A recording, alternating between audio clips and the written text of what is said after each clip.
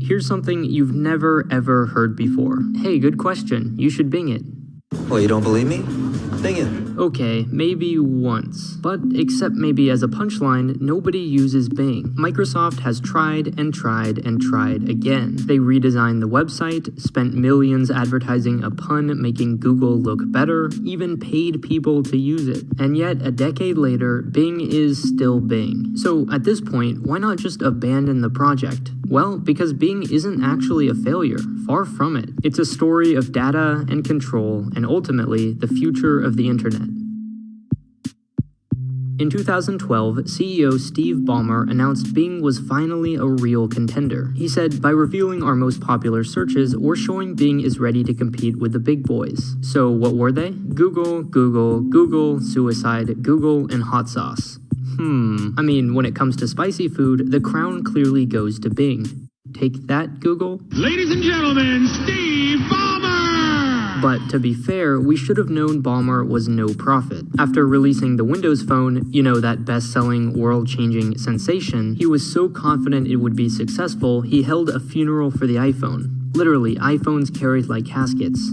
Yeah. So when I saw this chart of search engine market share, I wiped my non-existent glasses, reloaded the page, cleared the cache, restarted my computer, threw it away, and bought a new one. But somehow it's true. A third of US internet searches use Bing, 26% in the UK, 17% in Canada. And like Google, they sell ads to the highest bidder, multiply by over 1 billion users a month, and Bing makes $5 billion a year. As in 1, 2, 3, 4, 5, 6, 7, 8, 9 zeros. $100 bills stacked higher than the Burj Khalifa, times 5. To put that in perspective, that's what YouTube made with basically no competitors in 2016. The difference is Bing actually makes a profit. Companies like Twitter and Snapchat lose money for years, hoping money will come later. And yet, here's Bing, actually in the black. Hats off to you, Ballmer. Oh, wait. But seriously, how can this be, and what does it mean? Microsoft has had plenty of financial ups and downs, but one thing has always been consistent. 82% of the world's computers run Windows, and that hasn't really changed. Besides making a ton of money, this gives them an incredibly powerful tool they'd be dumb not to use. In the same way a change to the iPhone is a change to the entire industry, even the smallest adjustment to Windows has a huge effect among hundreds of millions of devices. And that's especially true for one simple reason. People just don't change their settings. Microsoft lets you switch browsers and search engines, but ignorance and apathy are on their side. People don't know how or don't care enough to change them, making the defaults incredibly popular. Internet Explorer may not be universally loved, but it came with Windows, so it doesn't matter. Same with Edge, their new browser, which looks a little familiar, and they'll do anything to get more users. Microsoft and Apple may not be the best of friends, but the enemy of my enemy is my friend. Nearly all of Google's revenue comes from search ads, most of which are mobile, and even though only 12% are iOS devices, they make up 75% of that mobile revenue. Of course, they'd prefer you generate that money on Android, but in the meantime, it's possible iOS users are worth more to Google. They really benefit from and depend on Apple. But the feeling isn't mutual. Apple would love to keep a distance. To escape Google Maps, they built Apple Maps, which wasn't so good at keeping a distance. And this is where Microsoft comes in. In 2013, Siri waved goodbye to Google and hello to Bing. But money can heal all wounds. Google now sends Apple a $3 billion check every year, and Apple says, fine, you can be our default search engine. That's maybe the world's most expensive flip of a switch. The success of Bing isn't really about Bing, it's about control. If people had to go out of their way to find it, nobody would. The difference between a $5 billion business and a completely bankrupt one is the power to decide what users see. The decisions of tech companies will often seem strange and reckless, like why pour so much money into the Windows and Fire phones until you understand the larger goal, moving up the hierarchy of control. The strategy of entire companies, entire industries, is to climb this triangle. The lower something is, the more companies it relies on, and the greater its risk of being shut down. At the very bottom are plugins, extensions, mods, and hacks. They fundamentally depend on the obliviousness or indifference of a larger company, who they often mean very little to. And when their goals differ, the larger company always wins. The Hackintosh community, for example, trick macOS into running on their custom-built computers. It's clever, but if Apple woke up on the wrong side of the bed, they could end it faster than you could say, "How do you like them apples?"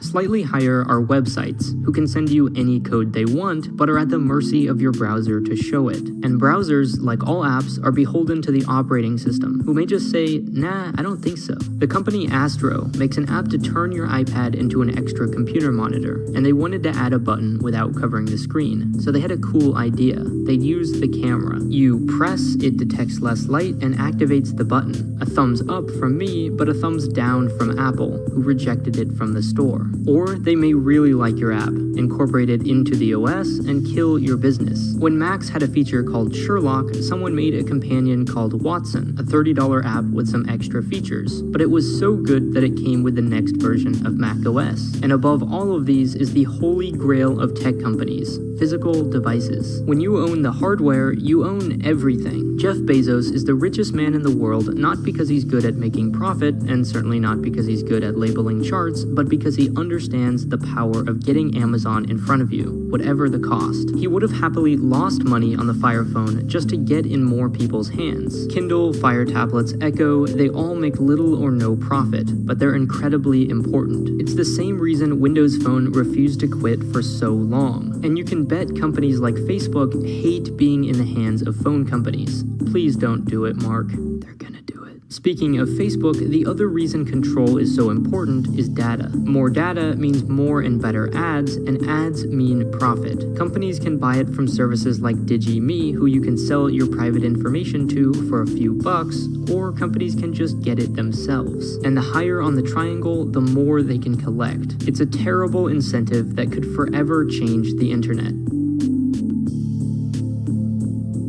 In 2013, Facebook suddenly felt exceptionally generous. Hey, we should give everyone in the world access to the internet. So here's what we're going to do. You get an internet, you get an internet, everyone gets an internet. I know who I'm voting for in 2020, but it's Facebook. So where's the Black Mirror twist? When users were surveyed, something strange happened. More people said they used Facebook than used the internet. 65% of Nigerians and 61% of Indonesians they asked agreed that Facebook is the internet.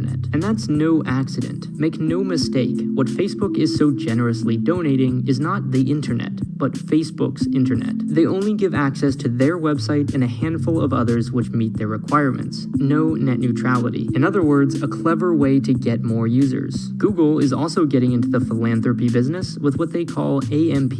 The technology is boring, so here's a summary. What you see on a website is a fraction of what's actually there. The rest is, well, garbage. Garbage that tracks you for advertising, makes the site look fancy, whatever. So Google says all that garbage is really slowing things down. Why don't we host your website for you? We'll strip away that garbage and it'll load faster. It sounds great, but what do you know? It only works if you add to your website the same garbage it's supposed to remove. Because it isn't about speed so much as control. Websites don't need Google to remove their garbage. If they want to load faster, they can just do it themselves. Google wants you to hand them control of what users see. Sure, it's optional, but if you say no, you rank lower in search results. So not really. Google and Facebook already have incredible control over the internet, but they like all of it. Their dream isn't to dominate the internet, but to be the internet. And that's bad for everyone. The beauty of the internet is that the power isn't in the hands of any one company. Anyone can do or learn anything without the permission of a Google or a Facebook.